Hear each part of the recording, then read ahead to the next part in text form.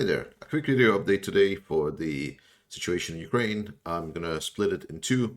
First part covering the map, second one talking about some other issues that are related to the war and what's happening, for example, in the EU.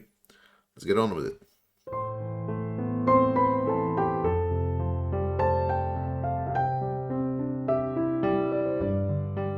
In general, we can call the positions right now on the front line to be in the positional warfare state. So not much is happening, but there are positions that do require some attention. One of them is the positions around the river Oskil after liberation of Izium area.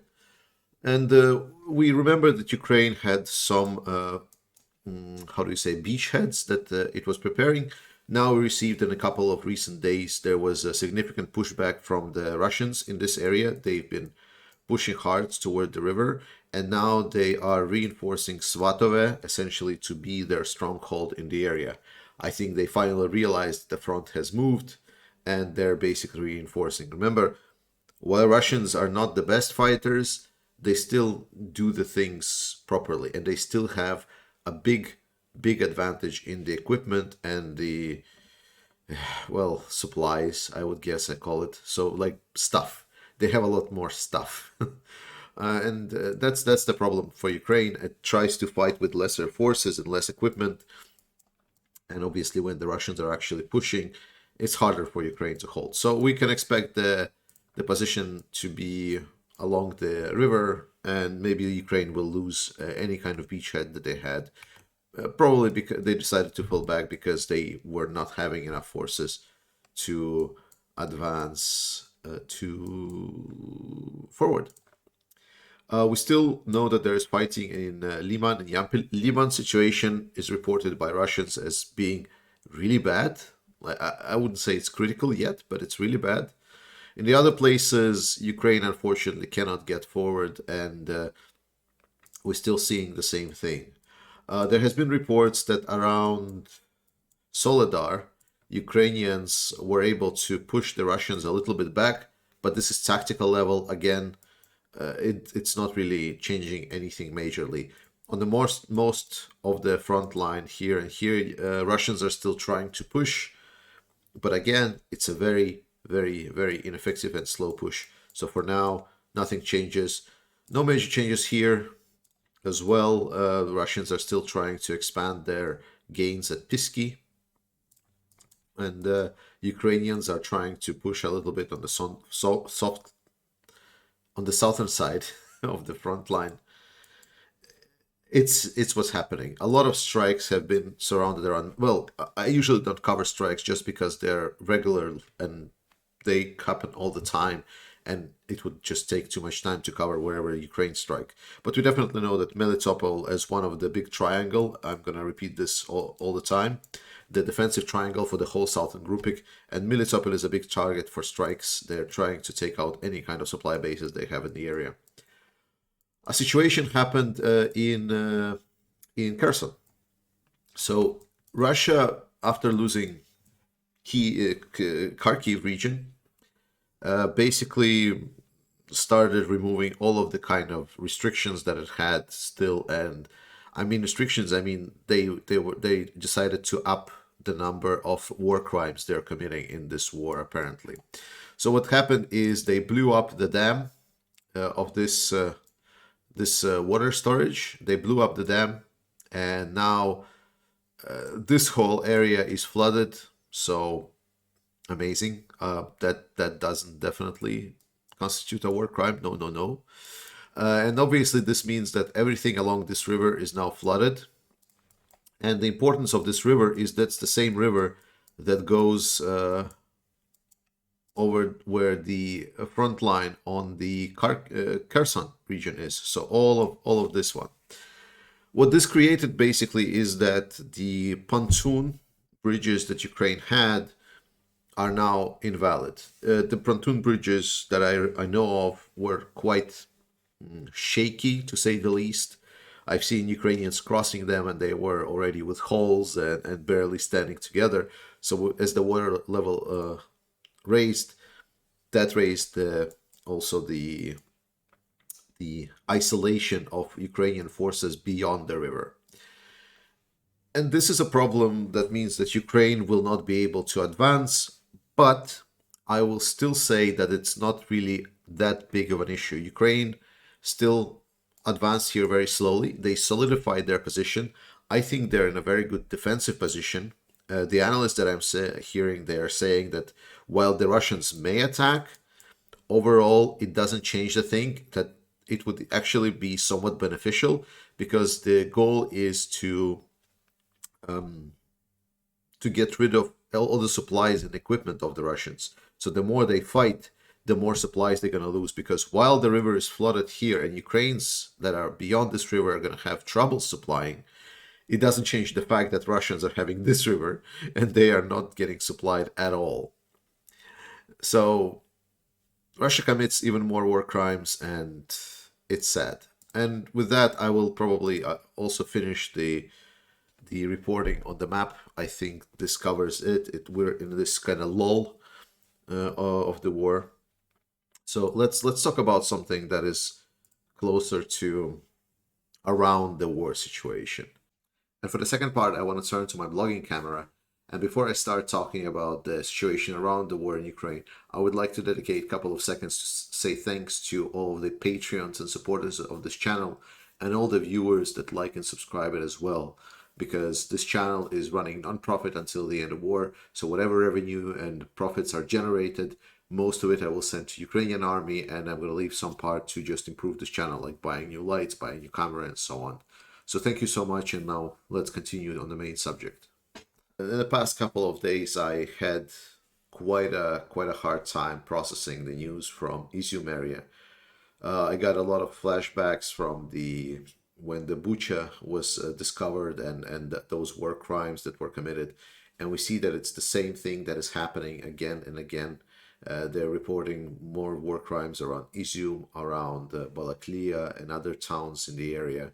So Russia is a completely inhuman. I never thought that there will be like a war like this again, and I think I'm gonna make a video. I already have more or less the script in my head about the fact how we misunderstood the lesson of the history that was provided to us, that never again turned into, oh, we, instead of like being strong and preventing never again in Europe, we thought about it as being, oh, we should try to never again touch this, even the subject, you know. So instead of like dictating never again from a position of strength, we decided to be in a position of begging and please asking for never again to be done with this. And that makes me mad a lot about the situation of the world, and especially the European Union. Like, if the world maybe still has a lot of fighting in it, I think in Europe we've been fighting quite a lot to have some kind of lessons learned about this, and that's why I'm surprised that we are allowed this to happen again. So, but that's beyond the point. The point is that the war crimes are being committed all the time, even now with the flooding of the river. That's just I'm not sure. I don't have very precise details on how, if it killed anyone, but it's definitely destroyed a lot many lives of the people that had everything that they had in those towns and cities, maybe even injured, but I'm pretty sure that there's also dead. It's completely atrocious just how big lengths we are allowing Russia to go. And then next day to hear, for example, someone from a leader of your country to call Vladimir Putin and ask, I was like, oh, would you mind coming back to business as usual? And I think this is still something that we in Europe still not fully grasp. A lot of people that I'm reading right now, especially on my channel, a lot of the people here are more mature in their perspective, but there is still so many people that are feeling that once this war ends, we go back to the pre-war state of Europe. But this is not the case. We will never go back to essentially 23rd February. We will never have the life that we have. We will never have the peaceful state, the worldview, the attitude of that there is not going to be any war ever again. And I think that is the understanding that I'm still not seeing in a lot of politicians and a lot of people that are supporting a lot of those politicians. I'm not talking obviously for the Russian shills here, right? Russian shills, those are gone people. Like, you cannot just support a war crime nation and then just be okay with this. But apparently, for example, in Hungary, you can. But talking about Hungary, the positive news is that the European Parliament has acknowledged that Hungary is no longer a democracy. It's an elective autocracy, if I'm precise on my wording. And that is great news, because Hungary has been poisoning European Union for so long, and Hungary is basically copying the way that the Russians went. For me, especially, this is very painful. We are looking at Hungary and just how us, the democracies, are feeding into the Hungarian this nationalistic interest, saying that, hey, the democratic values are not that great. We can still, trade and get all those benefits, while also the strong leader that is having this control over the media and so on. And like, when you ask them, do you support the war in Ukraine? It's like, yeah, we shouldn't support the war in Ukraine because Russia is so good, it's supplying us economically, and so on and so on. All these propaganda arguments. But the point is that the Hungary is pretty much repeating the steps that Russia went. Obviously, no one will be as afraid of Hungary as of Russia, because Hungary does not have nuclear weapons. However, we cannot dismiss the fact that, again, we're falling into this same pattern of movement. Democracies continue supporting powers that are extremely authoritarian without taking preemptive steps. And I'm just saying it right now that Hungary, it needs to be dealt with by the European Union. We should not, as the bloc of democratic states, we should not have strong economic and diplomatic ties with a country that is completely falling towards the authoritarian, pretty much, I don't know, nationalistic regimes such as they have in Hungary. It's especially terrible when you think that they're part of the European Union, and they, because of the European Union rule of unanimity, they can block whatever decisions we can make. If this doesn't make us weak, I don't know what does. And as Europeans, we now see what happens to the weak. Russia thought that the Ukraine was weak, and they tried to prey on it. Ukraine wasn't weak, but they thought it did. And while Ukraine is going to win in the end, it still caused a lot of trouble and a lot of bloodshed and a lot of pain for the people in Ukraine. And that can happen to us in Europe. If we continue being weak, if we don't deal with our shit, then we're going to experience a lot of pain, because I'm pretty sure we are not weak, though sometimes we ask them these questions ourselves. Yeah, with that said, also some news about Kadyrov's troops coming into the occupied territories. And those troops, they are like a police force. Most probably they will be trying to persuade people that are trying to flee this war from the Russian side, because right now the reports are that it's becoming a systematic failure. And yeah, so they are not going to be fighting us. So all fighting Ukrainians. Kadyrov's troops are going to be fighting the Russians. This is something that they are very good at, especially after the Second Chechen War.